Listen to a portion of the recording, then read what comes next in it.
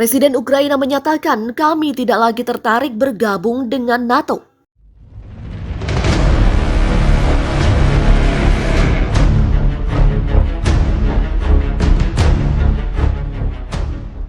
Presiden Volodymyr Zelensky mengatakan bahwa Ukraina tidak lagi berniat untuk bergabung dengan aliansi militer NATO. Menurut Zelensky, alasan NATO tak kunjung menerima proposal keanggotaan Ukraina adalah karena aliansi tersebut tidak ingin berkonfrontasi langsung dengan Rusia. Demikian ucap Zelensky saat diwawancarai oleh ABC News. Sementara itu, Presiden Rusia Vladimir Putin menandatangani dokumen termasuk dekret yang mengakui dua wilayah memisahkan diri yang didukung Rusia di Ukraina Timur sebagai entitas independen dalam sebuah upacara di Moskow, Rusia pada Senin. Sebagai informasi, keinginan Ukraina untuk bergabung dengan NATO merupakan salah satu pemicu perang. Sebelum agresi dilancarkan pada 24 Februari 2022, Rusia telah memperingatkan negara-negara barat bahwa kehadiran NATO beserta perangkat militernya di Eropa Timur hanya akan memicu dilema keamanan yang harus ditanggapi oleh Kremlin. Zelensky menambahkan, dia tidak ingin menjadi presiden yang rela berlutut hanya untuk mengharapkan bantuan dari pihak lain. Dalam berbagai pidatonya, Zelensky kerap menyindir NATO dan Amerika Serikat yang meninggalkan Ukraina berjuang sendiri melawan Rusia.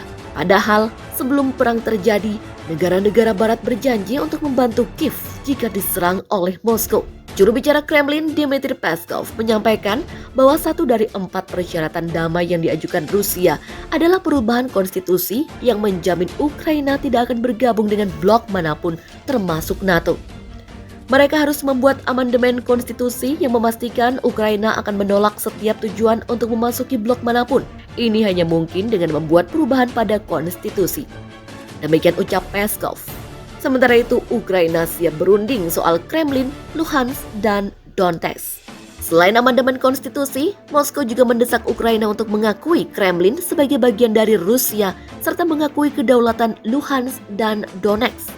Terkait tuntutan itu, Zelensky mengaku siap berdialog dengan Putin. Namun dia menyoroti fakta bahwa hanya Rusia satu-satunya negara di dunia yang mengakui kemerdekaan dua wilayah di Ukraina Timur yang memproklamirkan diri pada 2014 itu.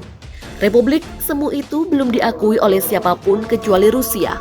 Zelensky mengatakan pihaknya dapat mendiskusikan dan mengkompromikan bagaimana wilayah itu akan terus hidup. Ia berbicara tentang jaminan keamanan. Sementara itu, Ukraina tidak akan menyerah dari Rusia. Pada saat yang sama, Zelensky mengulangi seruannya kepada Putin untuk duduk bersama dan merundingkan gencatan senjata. Sejauh ini, upaya Kiev untuk menghubungi Moskow melalui panggilan telepon selalu ditolak. Presiden yang merupakan mantan komedian itu siap berdialog dengan Putin kapanpun. Namun dia tidak ingin kesiapan itu dinilai sebagai keputusan Ukraina untuk menyerah kepada Rusia.